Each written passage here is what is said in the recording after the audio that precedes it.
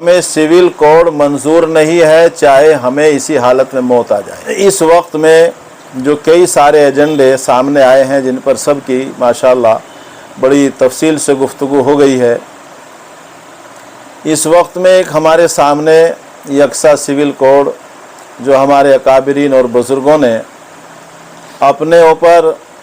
اس ذمہ داری کو سمجھا ہی نہیں ہے بلکہ اس کے لیے سینہ سپر ہیں۔ ہمارے اکابرین نے، قائد ملت نے اور امیر الہند مولانا سید ارشد مدنی مدث اللہ العالی نے یہاں تک کہہ دیا ہے کہ ہمیں سول کوڈ منظور نہیں ہے چاہے ہمیں اسی حالت میں موت آ جائے، چاہے ہم شہید ہو جائیں۔ بہرحال یہ ہماری زندگی جینے کے لیے اور ساری انسانیت کو زندگی کیسے جینی چاہیے اس سارے قانون کو آج سے 1400 سال پہلے خداوند قدوس نے محمد مصطفیٰ صلی اللہ علیہ وسلم کو ایک قانون قرآن کریم کا ایک نسخہ دے دیا ہے۔ ہمیں اور دنیا میں کسی قانون کی ضرورت نہیں ہے، نہ مسلمان اس میں کہیں محتاج ہے۔ کتاب و سنت میں ہمارے سب چیزیں لکھی ہوئی ہیں، ہمیں خوشی میں کیا کرنا چاہیے، ہمیں غم میں کیا کرنا چاہیے، ہماری شادی کیسے ہو، ہماری دوستی کیسے ہو، ہماری دشمنی کیسے ہو، ہماری اولاد کی پرورش کیسے ہو، ہمارے ماں باپ کا ہمیں ان کے حقوق کیسے ادا کرنے پڑیں، ہمیں تجارت کیسے کرنی چاہیے، ہمیں زراعت کیسے کرنی چاہیے، ہمیں ملازمت کیسے کرنی چاہیے، وہ تمام چیزیں قرآن و حدیث میں موجود ہیں۔ جب وہ سارے نظام پہلے سے موجود ہیں تو ہمیں یکساں سول کوڈ کی قطعاً ضرورت نہیں ہے، اس لیے کہ یکساں سول کوڈ چاہے وہ ہمارے اوپر تھوپنے کی کوشش ہو، چاہے ہمیں اس میں ہراساں اور پریشان کرنے کی انہوں نے نیت بنائی ہو، ہمیں قطعاً اس کی ضرورت نہیں ہے، اور نہ ہم کسی سے اس کی بھیک مانگتے ہیں کہ ہمیں کوئی ایسا نظام اور قانون دیا جائے جس سے ہم زندگی جی سکیں، چونکہ ہمارے پاس پہلے سے وہ قانون ہے۔ اس لیے میں ائمہ، علماء اور اکابرین جو ہمارے رات دن امت کے غم میں کڑ رہے ہیں، غمگین ہیں، نیندیں جن کی اچٹ گئی ہیں، دن کے آرام جنہوں نے قربان کر دیے ہیں، میں ان کا یہ غم اور فکر اور ان کی کڑھن کو آپ حضرات میں بانٹتے ہوئے یہ درخواست کروں گا تمام علماء سے اور ائمہ سے کہ چونکہ جمعے کا دن تو اس میں آخری ہے، 14 تاریخ آخری ہے لا کمیشن کو اپنی رائے پیش کرنے کی، اس سے پہلے ہی آپ لوگ نظام بنا لیں۔ اس وقت میں جو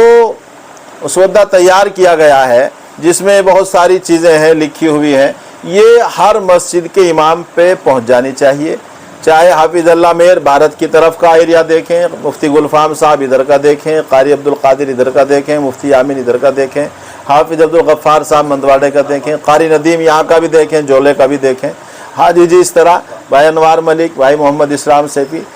جو بھی ہیں ہمیں یہ کام بانٹ کر کرنا ہے۔ تو جیسا کہ آپ سب جانتے ہیں یونیفارم سول کوڈ کو لے کر کے پورے دیش کے اندر چرچاؤں کا بازار گرم ہے۔ آج اسی کے تعلق سے جنپد مظفر نگر کے قصبہ مڑانہ میں جمعیت علماء ہند کی طرف سے ایک چھوٹی سی میٹنگ رکھی گئی تھی، تو اس کے بارے میں جاننے کی کوشش کرتے ہیں کہ کس طریقے کی ان کی میٹنگ تھی اور اس میٹنگ کے اندر انہوں نے کیا فیصلے لیے۔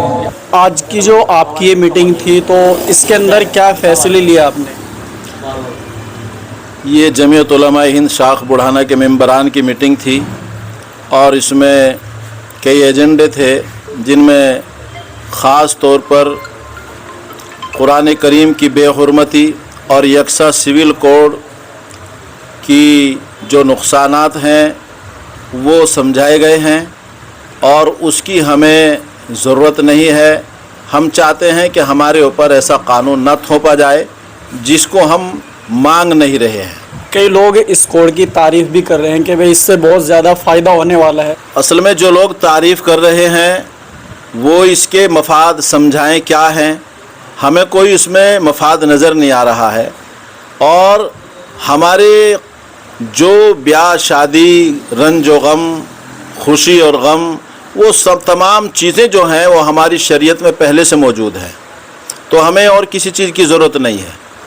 ابھی جو آپ نے کہا کہ قرآن کی بے حرمتی کی جا رہی ہے تو اس کے تعلق سے آپ کیا کہنا چاہیں گے جس طریقے سے ابھی سویڈن میں ہوا؟ سویڈن میں جو ہوا، ہم وہاں کی حکومت سے مطالبہ کرتے ہیں کہ ایسے لوگوں کو سخت سزا دی جائے، اور ہماری حکومت یہاں کی ایمبیسی میں اس کا اعتراض درج کرائے کہ قرآن کریم چونکہ اللہ رب العزت کی طرف سے دیا ہوا کلام الہی ہے، اس کی بے حرمتی کو پوری دنیا کا کوئی مسلمان کسی بھی حالت میں برداشت نہیں کر سکتا، چاہے اس کا خمیازہ کتنا ہی نقصان کے ساتھ بھرنا پڑے۔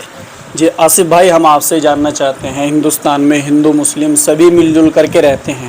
لیکن جس طریقے سے یہ قانون لاگو کیا جا رہا ہے کہیں نہ کہیں آپس میں بھی کچھ نہ کچھ من مٹاؤ ہو سکتا ہے اس بل کو لے کر کے، کیا کہیں؟ دیکھو، یہ جو قانون لایا جا رہا ہے، یکساں سول کوڈ نے جو لا کمیشن آف انڈیا نے جو لوگوں سے رائے مانگی ہے، یہ صرف اور صرف 2024 میں چناؤ ہے، وہ ایجنڈا ہے ہندو مسلمان کے نام پر بانٹ کر دیش میں کچھ پارٹیاں راجنیتی کرنا چاہتی ہے جو دیش کے لیے ہانیکارک ہے اور سماج کے لیے بھی ہانیکارک ہے۔ ابھی اس کے اوپر ایک بیان بھی آیا تھا، جو پنجاب کے شاہی امام ہیں انہوں نے اس بات کو لے کر کے یہ کہا کہ بھئی جو سرکار ہے وہ صرف رائے مانگ رہی ہے، اس کے اوپر زیادہ حلہ کرنے کی ضرورت نہیں۔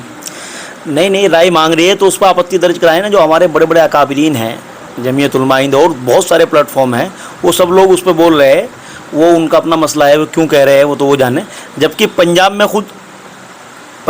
خود بہت سکھ سمودائے نے ان کے بڑے بڑے دھرم گروں نے اس کی مخالفت کی ہے، تو اگر ان کو کوئی ایسا لگ رہا ہے وہ ان کو ہی سمجھا لے پہلے۔